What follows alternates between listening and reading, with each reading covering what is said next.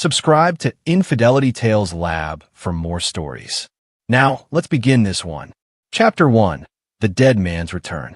The rain hammered against the windows of the small two-story house on Maple Street as Sean Anthony unpacked the last box in what used to be his home office. 3 years. 3 years since the Department of Defense had declared Colonel Sean Anthony killed in action during a classified operation in the Kandahar province.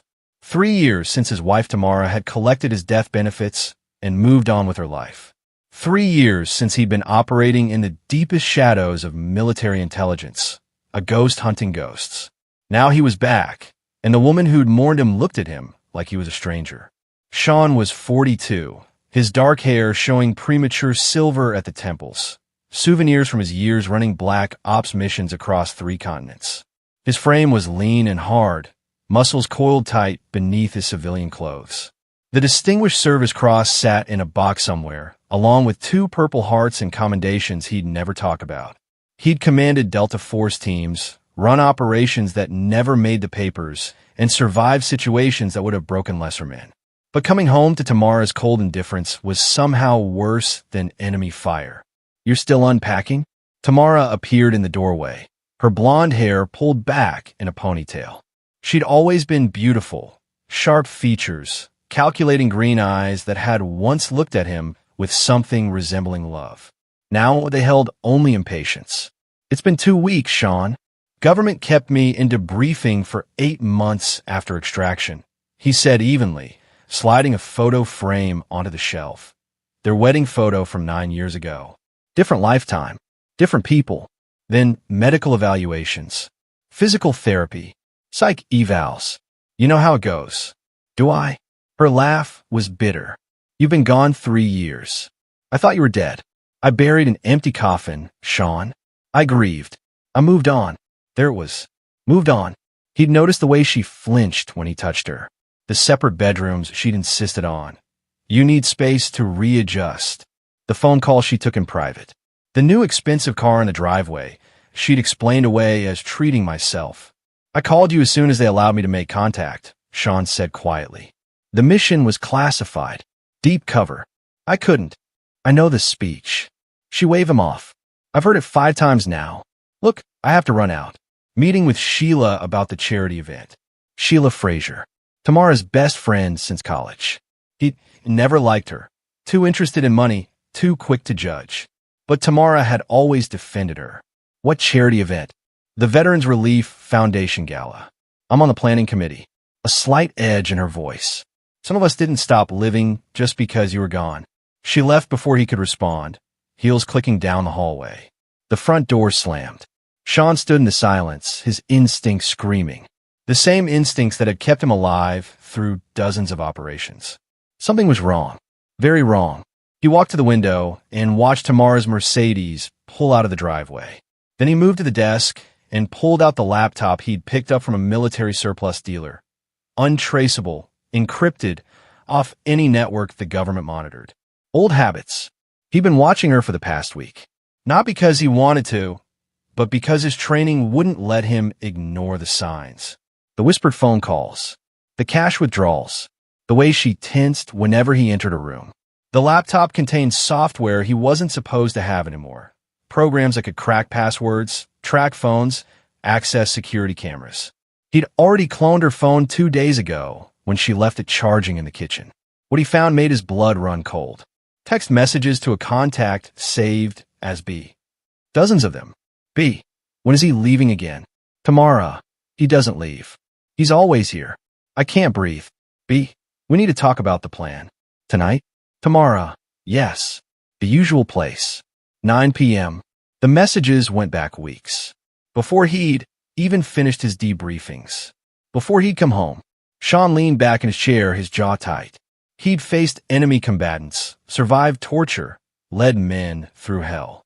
But this was different. This was betrayal from someone he'd trusted with his life. He kept reading. More messages. More meetings. And then, from last night, B. $2 million in life insurance. Split it 50/50ths. No one will question it after everything you've been through. Tamara. I can't keep doing this. Living with him. Pretending. B. You won't have to much longer. I promise. Sean closed the laptop, his mind shifting into operational mode. Emotion had no place here, not yet. First, gather intelligence.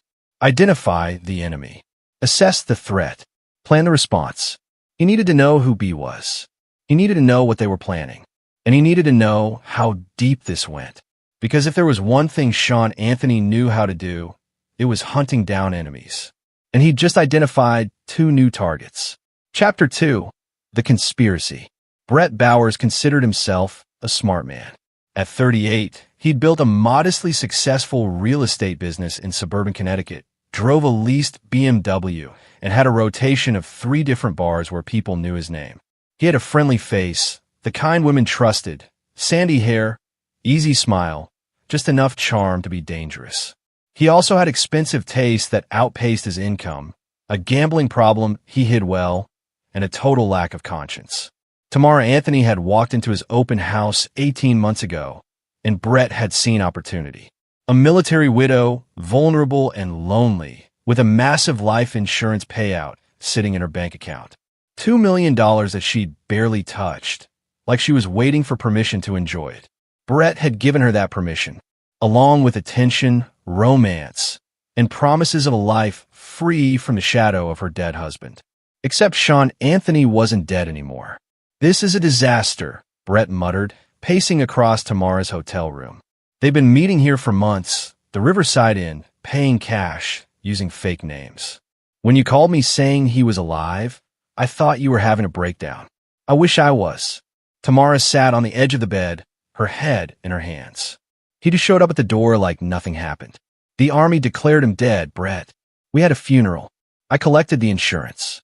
And now he's back, sleeping down the hall, acting like he belongs here. You need to return the money." "I can't."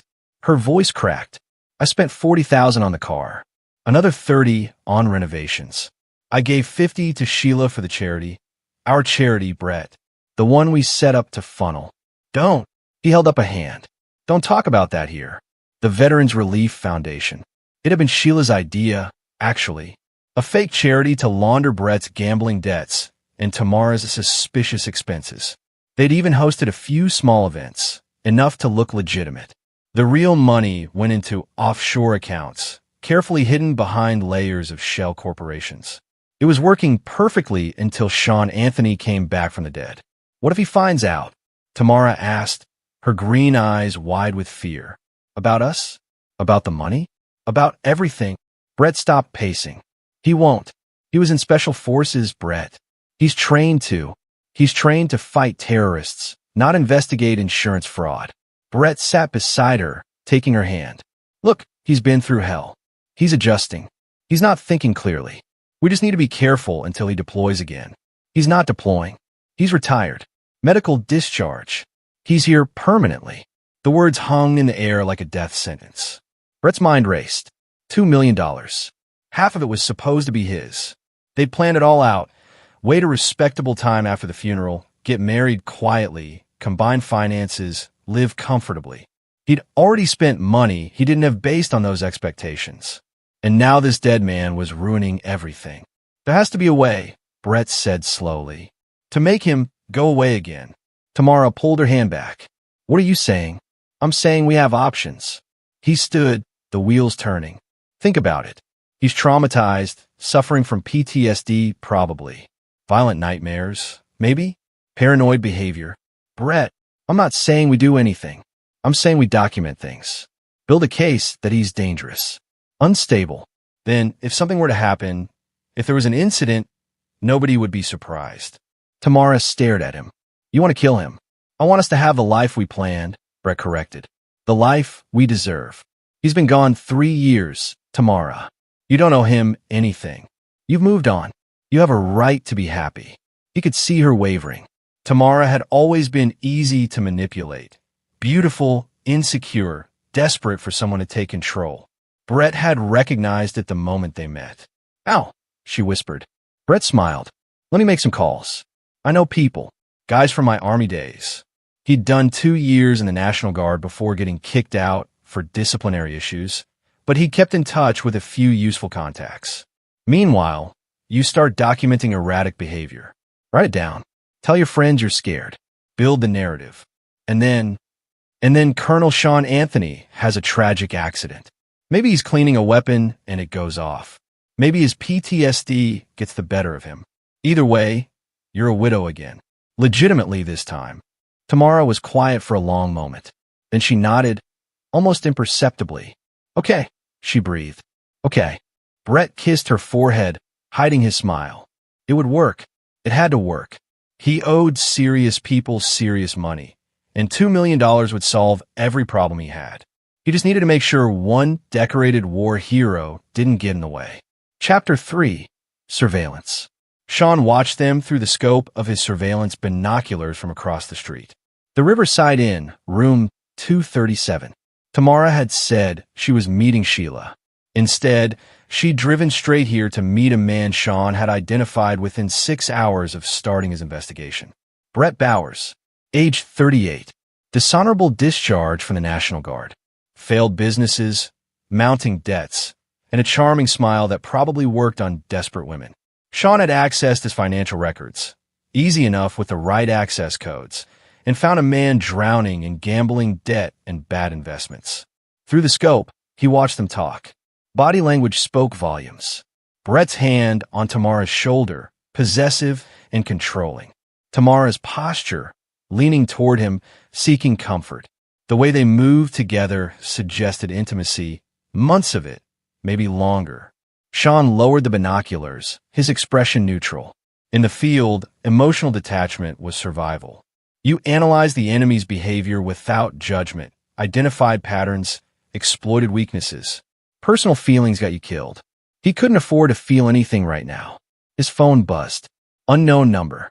He answered. Sean Anthony? A familiar voice, rough with age but still commanding. General McNeil. Sean felt genuine surprise. Tristan McNeil had commanded JSOC operations, the man who'd sent Sean on his final classified mission. Didn't expect to hear from you, sir. I heard you were stateside. Thought I'd check in. A pause. How's civilian life treating you? Differently than expected. McNeil chuckled darkly. They always do. Listen, I'm in Hartford next week. Boring Defense Department meetings. Buy you a drink. Appreciated, sir.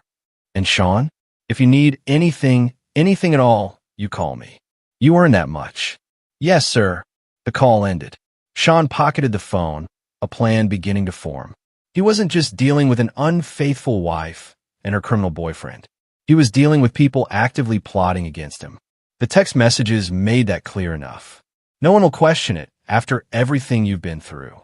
They were planning to kill him, make it look like suicide or an accident, probably claim PTSD. It was a smart play, actually. Everyone would believe a traumatized veteran couldn't adjust to civilian life. But they didn't know who they were dealing with. Sean returned to his house. He couldn't think of it as home anymore, and went to the basement. He'd set up a workshop down here, telling Tamara he needed space to work on projects. She'd seemed relieved to have him occupied. The real workspace was behind the false wall he'd installed in 2 hours while she was out. Inside, he'd created an operations center. Monitors showing feeds from cameras he'd planted throughout the house. Audio equipment. Weapons stored in a hidden safe. Everything he needed. He reviewed the footage from the day. Tamara, making calls, always checking over her shoulder. Her conversation with Sheila, where they discussed the Sean situation and how Brett has a plan. Sheila Frazier was involved too. Of course she was. She'd probably helped connect Brett and Tamara in the first place. Sean pulled up the financial records he'd compiled on all three of them. That's when he found it, the Veterans Relief Foundation, a charity Tamara and Sheila ran, supposedly helping veterans transition to civilian life. Except the money trail told a different story. Donations came in, small amounts, nothing suspicious. But the expenditures were creative fiction. Fake vendor payments. Inflated costs for events. Money disappearing into shell corporations that ultimately led to offshore accounts. They weren't just planning to kill him. They'd been stealing from veterans for over a year. Something cold settled in Sean's chest. He'd spent 3 years protecting people who couldn't protect themselves. Fighting enemies who threatened innocent lives. And while he was gone, his own wife had been exploiting the very community he'd served. The anger came then, controlled and focused. Not the hot rage of betrayal, but the cold calculation of a man who knew exactly how to hurt his enemies. He spent the next 3 hours planning. Not just survival. Anyone could survive. This required precision, multiple objectives, complete dismantling of everyone involved. By midnight, he had a strategy. It would take 2 weeks to execute properly. 2 weeks to gather everything he needed. 2 weeks to let them think they were winning. Then he'd show them what happens when you target a Delta Force operator. Sean heard footsteps upstairs. Tamara coming home. He quickly shut down the monitors, closed the hidden door, and walked to the basement stairs. She stood in the kitchen, startled to see him. "Couldn't sleep," he said, his voice neutral. "How was Sheila?" "Oh, good. We're making progress on the gala." She didn't quite meet his eyes. "I'm exhausted, though. Heading to bed." "Tamara." He stopped her with a word. "I know the transition has been hard. For both of us. I want you to know, I'm grateful you waited, that you're giving us a chance." Her face flickered, guilt, maybe, or calculation. "Of course. You're my husband." She went upstairs. Sean remained in the darkened kitchen, listening to her footsteps fade. The trap was set. Now he just needed to wait for them to step into it. Chapter 4. The Hunter Hunts. Brett Bowers met with Ricky Huber in a strip mall parking lot at 2 a.m., because that's where people met when discussing murder. Ricky was a contact from Brett's National Guard days, the kind of guy who'd been dishonorably discharged for reasons that weren't discussed in polite company. Now he did freelance security work for people with money and problems. "So you want this colonel dead," Ricky said, lighting a cigarette in the front seat of his truck. He was built like a linebacker gone to seed, with dead eyes that had seen too much and felt too little. "I want options," Brett corrected. "Something that looks natural." Natural costs extra. Accidents take planning. Ricky blew smoke toward the cracked window. "This guy, Anthony, he's legit special forces?" "Was. He's retired. Medical discharge. Delta Force don't retire, man. They just go dormant." Ricky shook his head. "You're asking me to hit a trained operator in his own home. That's suicide rates. 20,000 up front. 30 when it's done." That got Ricky's attention. "You got that kind of cash?" Brett didn't, but he would. He'd already taken out loans against properties he barely owned, promising himself it would all be worth it. "I've got it." "When?" "Soon. We need to move fast." Brett leaned closer. "The wife will help from inside. She'll make sure the alarm is off. Doors unlocked. She'll document erratic behavior. PTSD episodes, violent outbursts. Build the narrative. And then I walk in, pop him while he's sleeping, make it look like suicide. Something like that. Or a cleaning accident. He's got weapons in the house. Lots of them, apparently." Ricky considered this. "I'll need surveillance first. Learn his patterns. Entry and exit points. 3 days minimum. You've got 2. Then the price is 60. Non-negotiable." Brett gritted his teeth but nodded. It didn't matter. Once Sean was dead and the insurance money was secured, these debts would disappear. What Brett didn't know was that Sean had been following him since he left the Riverside Inn. What Brett couldn't see was the small tracking device attached to his car's undercarriage, or the directional microphone aimed at his truck from 300 yards away, or the night vision scope watching every movement. Sean recorded the entire conversation from his position in the tree line. He photographed Ricky Huber's license plate, then spent 20 minutes in his own vehicle running the identification through military databases he technically no longer had access to. Ricky Huber, dishonorable discharge for selling stolen military equipment. Suspected in 2 unsolved homicides. Currently under investigation by the ATF for illegal weapons trafficking. Perfect. Sean drove home, his mind cataloging every detail. He now had 3 primary targets, Tamara, Brett, and Ricky, plus 1 secondary target, Sheila Frazier. The conspiracy was larger than he'd thought. More people were involved in the charity fraud, which meant more evidence to collect. He arrived home at 3:30 a.m. to find Tamara still awake, sitting at the kitchen table with a glass of wine. "Working late?" she asked, her tone sharp. "Couldn't sleep. Went for a drive." He hung his keys by the door. "You?" "Same. This insomnia is killing me." She studied him over the rim of her glass. "Sean, I need to talk to you about something. Here it comes, he thought. The setup. I'm worried about you, she continued. You seem disconnected, angry sometimes. I know you're dealing with a lot, and I want to support you, but I also need to feel safe in my own home. Safe? He kept his voice level. Have I done something to make you feel unsafe? No, not exactly. But last night, you were cleaning your rifle at midnight, and you've been disappearing at odd hours. And yesterday, I heard you shouting in the basement. I wasn't shouting. I was on a phone. It sounded violent. Her eyes were wide, performing concern. Maybe you should talk to someone. A therapist. Someone who understands what you've been through. You think I have PTSD. I think you've experienced trauma and need help processing it. She reached for his hand. He let her take it, even though her touch made his skin crawl.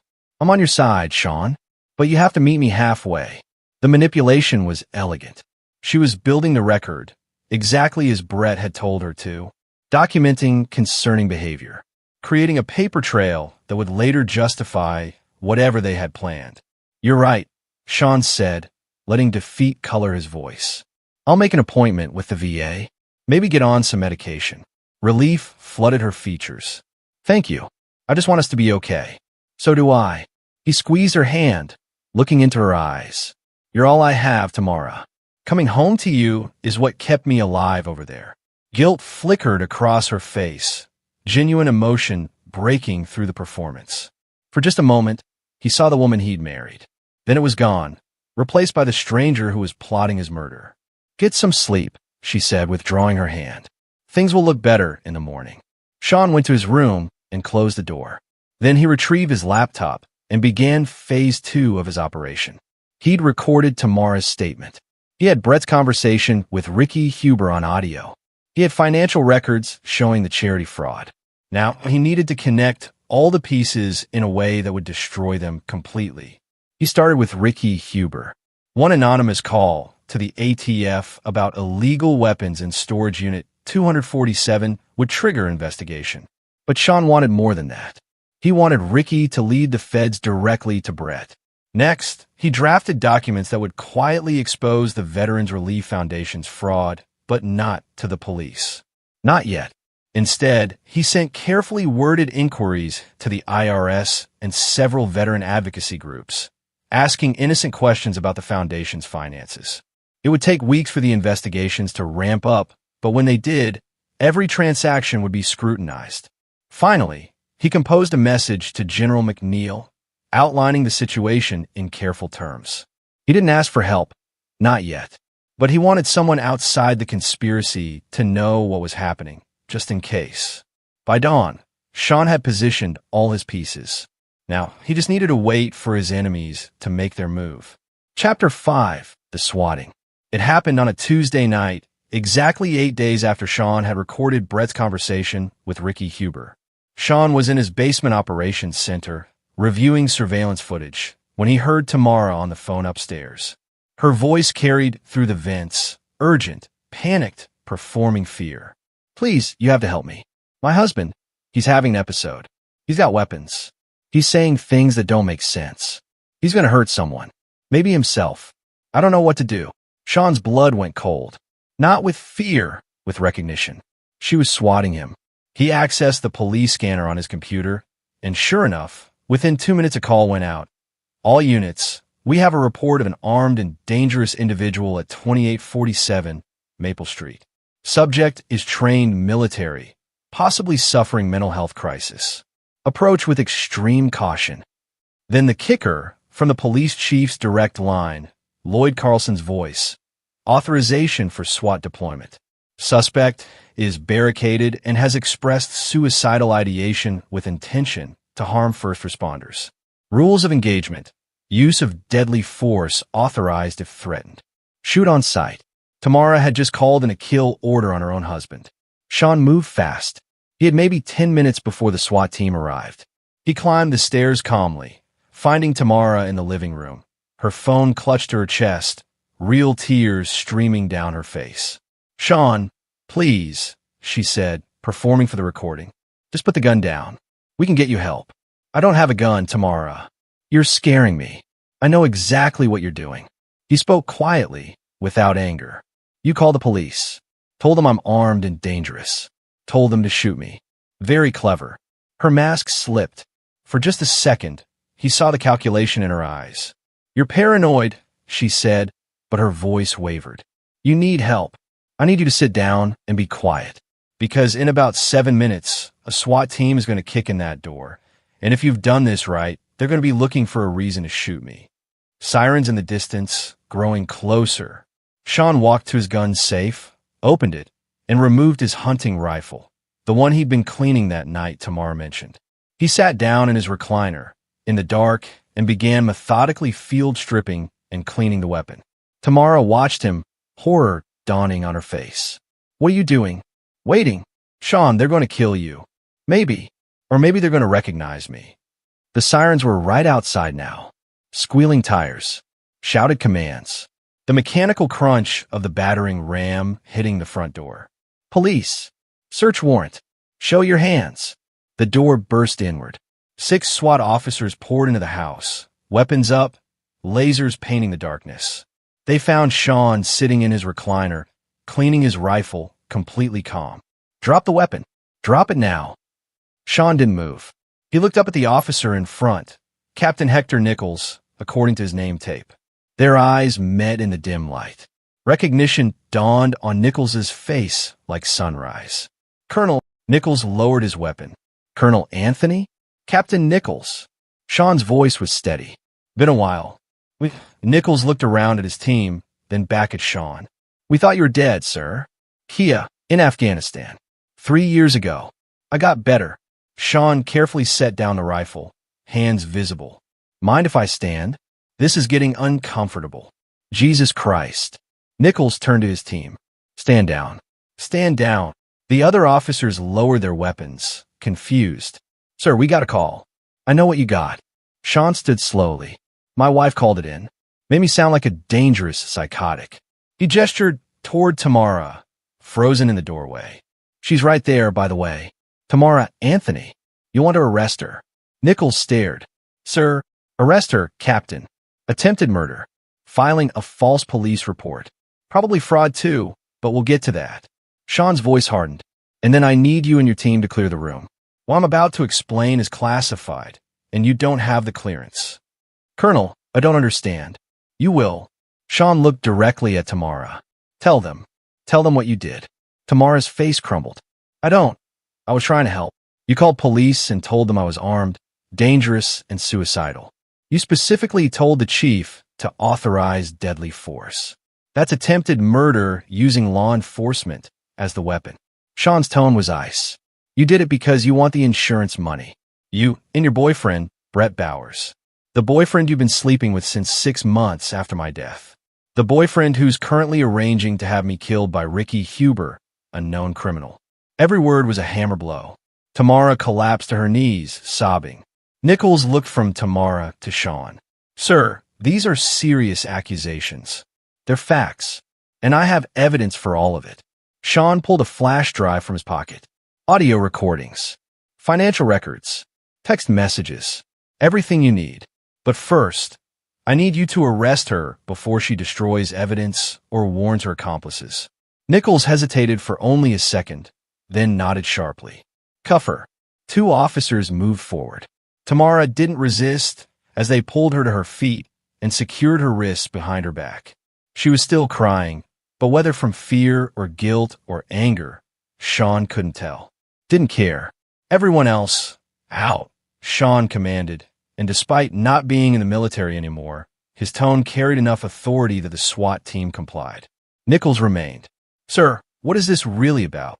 It's about people who thought a dead man couldn't fight back. Sean handed him the flash drive. Everything you need is on there. But Nichols? This goes bigger than just my wife. There are others involved. Criminals. Fraud. People victimizing veterans. What do you need from me? Time. Don't process her until morning. Let me work tonight. By sunrise, you'll have 3 more arrests to make, and they'll all be gift-wrapped. Nichols studied him for a long moment. They'd served together, briefly, in Iraq. Nichols had been a lieutenant then, fresh and idealistic. Sean had saved his life during an ambush. That kind of debt didn't expire. You've got until low 600, Nichols said finally. After that, this is by the book. Understood. Nichols left, taking Tamara with him. Sean watched through the window as they loaded her into a police car. She looked back at the house once, her face pale in the flashing lights. Then they were gone, and Sean was alone. He allowed himself 30 seconds to feel it. The betrayal, the anger, the grief for a marriage that had died 3 years ago. He just hadn't known it. 30 seconds. Then he locked it away and became the operator again. Because the night wasn't over. It had just begun. Chapter 6. The Unraveling. Brett Bowers knew something was wrong when Tamara didn't answer her phone. He'd been calling for an hour, each call going straight to voicemail. The plan was simple. She'd make the call, police would respond to a violent domestic situation, and tragically, Sean Anthony would be shot resisting arrest. Cops kill veterans all the time. No one would question it. But Tamara should have called him by now. Brett paced his apartment, his nerves fraying. He'd already paid Ricky Huber $20,000, money he'd borrowed from a loan shark named Ignacio Berry, who wasn't the forgiving type. If this didn't work, if Sean somehow survived, Brett was finished. His phone rang. Unknown number. He answered. Brett Bowers? A calm male voice. Who is this? This is Colonel Sean Anthony. I believe you know who I am. Brett's blood turned to ice. I don't know what. I know everything, Brett. I know about you and Tamara. I know about the Veterans Relief Foundation fraud. I know you paid Ricky Huber to kill me. I know about your gambling debts, your failed businesses, your dishonorable discharge. A pause. And I have evidence for all of it. You're bluffing. Am I? The ATF raided Ricky's storage unit 3 hours ago. Found enough illegal weapons to put him away for 20 years. He's currently in custody, and I imagine he's very interested in making a deal. Wonder who will give up first. Brett's legs went weak. He sat down hard on his couch. What do you want? He whispered. I want you to meet me. Alone. Tonight. There's a construction site on Route 7, the old mill building being torn down. You know it. Yes. Be there in 30 minutes. Come alone. Don't call anyone. Don't warn Sheila or anyone else involved in your little scheme. If you do, I release everything to the FBI. Understand? Understand. Good. See you soon, Brett. The call ended. Brett sat in the darkness, his mind racing. This was a trap. Obviously. Sean was going to kill him or beat him or God knows what. The smart move was to run. Leave town. Disappear. But he couldn't. His car was leased under false pretenses. His credit cards were maxed. He had maybe $300 in actual cash. And Ignacio Berry would find him anywhere he went. He had to face Sean. Brett grabbed his gun, a 9mm he'd bought illegally from Contact, and drove to the construction site. His hands shook on the steering wheel. The old mill was a skeleton of its former self, half demolished, surrounded by chain-link fence. Brett parked outside and walked through the cut fence, his gun drawn but held low. I'm here, he called into the darkness. Silence. Then a voice from the shadows. Drop the weapon. I'm not dropping anything until I see you. You're not in a position to negotiate, Brett. Suddenly, blinding light. Portable floodlights switched on, illuminating the entire area. Brett squinted, temporarily blinded. When his eyes adjusted, he saw Sean standing 30 feet away, unarmed, hands at his sides. Just us, Sean said. No cops. No tricks. Just a conversation. About what? About how much prison time you're facing. Let's see. Conspiracy to commit murder. That's 25 to life. Insurance fraud, another 10 years. The charity embezzlement, another 5. Plus whatever other charges the IRS adds when they finish investigating. Sean stepped closer. You're looking at spending the rest of your life in a federal prison, Brett. All for $2 million you never even got. Tamara is in custody. She'll testify against you to save herself. So will Ricky Huber. So will Sheila Frazier, once she realizes how much trouble she's in. Brett raised his gun, hands shaking. Then I've got nothing to lose. You've got your life. Sean's voice was calm. You can't beat me, Brett. I've survived things that would have destroyed you. I've been shot, stabbed, blown up, and tortured by professionals. What do you think you're going to do with that 9mm? I'm going to kill you. No, you're not. Sean moved. 1 second, he was standing still. The next, he'd covered the distance between them in 3 fluid strides. His hand struck Brett's wrist, and the gun went flying. A knee to the stomach doubled Brett over. Then Sean's hand was on the back of his neck, forcing him down. Brett crashed to his knees, gasping. "Here's what's going to happen," Sean said quietly. "You're going to confess to everything. The affair, the murder plot, the fraud, all of it. You're going to name everyone involved. And you're going to do it because if you don't, I'll make sure every criminal you've ever crossed knows you're cooperating with the police anyway. Ignacio Berry, for instance. I believe you owe him money. I'm sure he'd love to know where to find you. You can't. Already did. Send him a text from your phone 10 minutes ago, explaining that you're giving his name to the police to reduce your sentence. He's probably on his way here now, actually." Terror flooded Brett's face. "You're insane. I'm efficient." Sean released him, stepping back. "So you got a choice. Come with me to the police station, confess everything, and maybe you survive this. Or run, and see how long you last with both the law and the mob looking for you." Brett stayed on his knees, broken. He thought he was clever, planning the perfect crime. But he targeted the wrong man. Not a traumatized veteran to be manipulated, but a trained operator who'd been 3 steps ahead the entire time. "I'll confess," Brett whispered. "I'll tell them everything." Smart choice. Sean pulled out his phone and called Captain Nichols. "I've got another package for you. Route 7 construction site. Brett Bowers, ready to cooperate." 20 minutes later, police cars arrived. Brett was cuffed and loaded into a cruiser. As they drove away, Sean stood in the floodlights, watching. One more to go. Chapter 7. The Architect. Sheila Fraser knew she was in trouble when the FBI knocked on her door at 6 a.m. 2 agents, professionally dressed, holding badges and a warrant. "Ms. Fraser? FBI. We have some questions about the Veterans Relief Foundation." Sheila's careful life collapsed in that moment. She'd been the architect of the whole scheme, actually. Not Brett, not Tamara. They were just her useful pawns. Sheila had experience in nonprofit management from her previous job, before she'd been quietly fired for embezzlement they couldn't prove. She'd learned from those mistakes, created a better system, more layers, more misdirection. When Tamara's husband died, Sheila saw opportunity. A vulnerable woman with money and no direction. She'd introduced Tamara to Brett, knowing he was weak and greedy. She'd suggested the charity, helped set it up, manage the books. Then she'd watched as they'd stolen nearly $500,000 from people who'd served their country. And she'd kept 60% of it. Now, sitting in an FBI interrogation room, Sheila realized she'd made a critical error. She'd underestimated Sean Anthony. "Let's start with the Veterans Relief Foundation," said Agent Monty Rivers, a sharp-eyed man in his 40s. "You're listed as the treasurer. Can you explain these transactions?" He slid documents across the table. Bank statements, shell corporations, money trails Sheila thought she'd hidden perfectly. "I don't understand," she said, trying for confusion. "These are legitimate business expenses." "Legitimate." Agent Rivers smiled thinly. "You paid $30,000 to a company called Patriot Services LLC for event planning. Except Patriot Services doesn't exist. It's a shell corporation in Delaware with you as the sole signatory. There must be some mistake." "There's no mistake, Ms. Fraser. We've been investigating you for 6 weeks." He leaned forward. "Someone sent us a very detailed tip.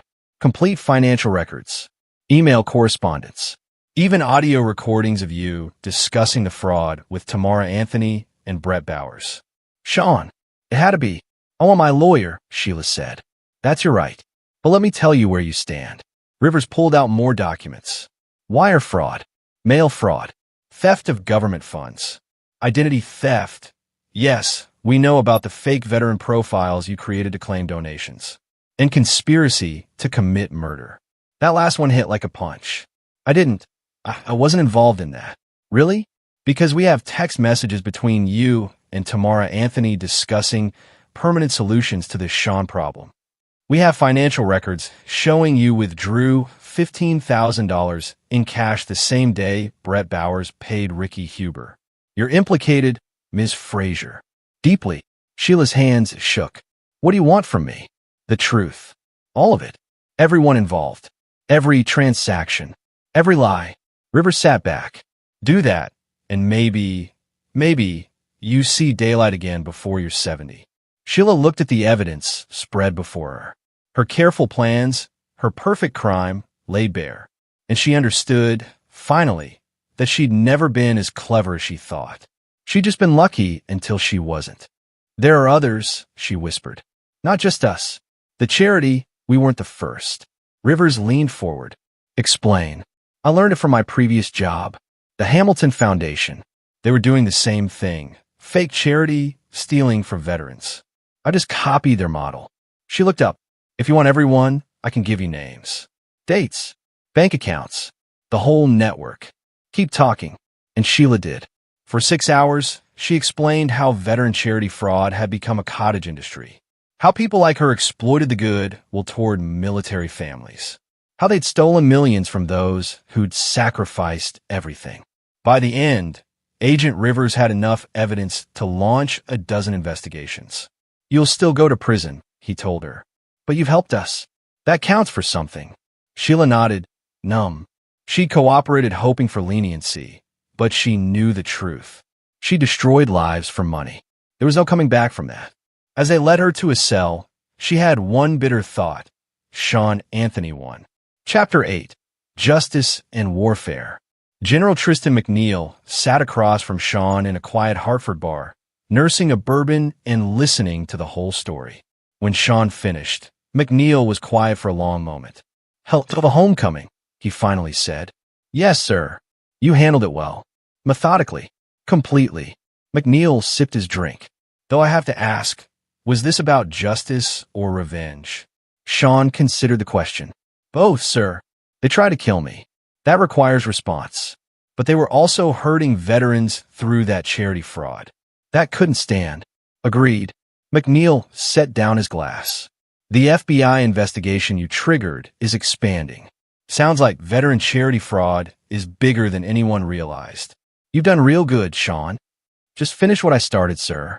No, you went beyond that. McNeil leaned forward, which is why I have a proposition. The Department of Defense is creating a new task force, investigating fraud, corruption, and crimes targeting military families. Not frontline work. Analytical mostly. Intelligence gathering. But important work. You're offering me a job? I'm offering you purpose. You're too good to waste on civilian life, Sean. And you're too young to retire to a rocking chair. McNeil smiled slightly. Plus, you've just proven you're exceptionally good at taking down criminals who think they're smarter than everyone else. Sean thought about it. The house on Maple Street was empty now, tainted by betrayal. He had no ties keeping him in Connecticut, no reason to stay, and he was bored with civilian life. What's the timeline? He asked. Report to Arlington in 2 weeks. We'll set you up. New assignment. Fresh start. Sean nodded slowly. Yes, sir. I accept. They shook hands. McNeil signaled for another round. What about Tamara? McNeil asked. She's cooperating with prosecutors. Testified against Brett. Confirmed everything. She'll probably get 10 to 15 years with parole possibility. Sean's voice was flat. She made her choices. And you? How are you handling it? I'm a soldier, sir. I deal with difficult situations. This is just another mission completed. McNeil studied him. You know, it's okay to feel something about this. She was your wife. She was someone I thought I knew. Sean finished his drink. The real Tamara, the one who'd plot my murder for insurance money? I never knew her at all. They sat in silence for a while, two warriors who understood that some wounds didn't show on the outside. Chapter 9. The Ghost Walks. 3 months later, Sean stood in a military courtroom at Fort Bragg, watching the final piece fall into place. Ricky Huber sat in orange prison scrubs, shackled, looking smaller than he had that night in the parking lot. The judge, a stern military colonel named Dwayne Yates, read the verdict. On the charge of conspiracy to commit murder of a military officer, the defendant is found guilty. On charges of illegal weapons trafficking, guilty. On charges of, it went on, 23 charges total. Ricky Huber was going to die in prison. Brett Bowers had already been sentenced, 35 years, no parole for 20. He confessed to everything, but it hadn't saved him. Tamara would face sentencing next month. Sean wouldn't attend. Sheila Frazier had gotten 15 years for her cooperation, but the investigation she'd triggered was still ongoing. 6 other fake charities had been exposed. Dozens of arrests. Millions of stolen dollars recovered and returned to legitimate veterans organizations.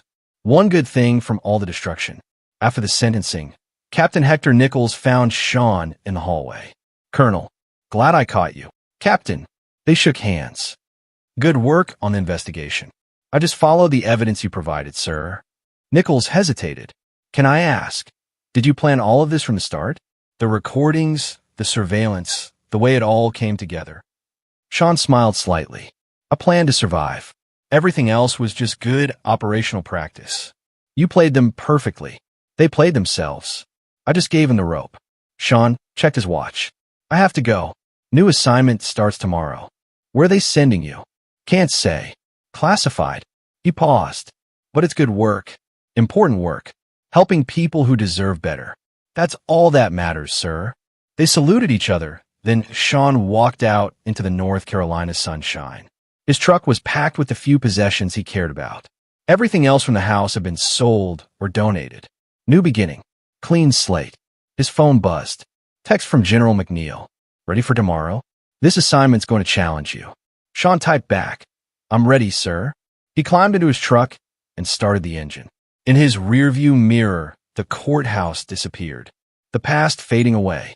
Tamara had tried to bury him. Instead, she'd freed him from a life that was already dead. Now he had purpose again. Mission parameters. Enemies to defeat. Some people thought being a ghost meant being powerless. They didn't understand that ghosts could move unseen, strike without warning, haunt those who deserved it.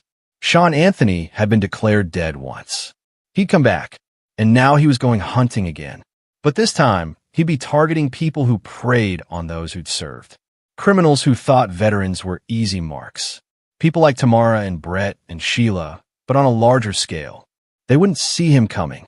Ghosts never announce themselves. They just appear when you least expect it, and by the time you realize you're being haunted, it's already too late. Sean smiled as he drove toward his new life, leaving the old one burning in his wake. The dead man was walking again, and he was bringing justice with him. And there you have it. Another story comes to an end. What did you think? I'd love to hear your thoughts in the comments below. If you enjoy this story, consider joining our community by subscribing.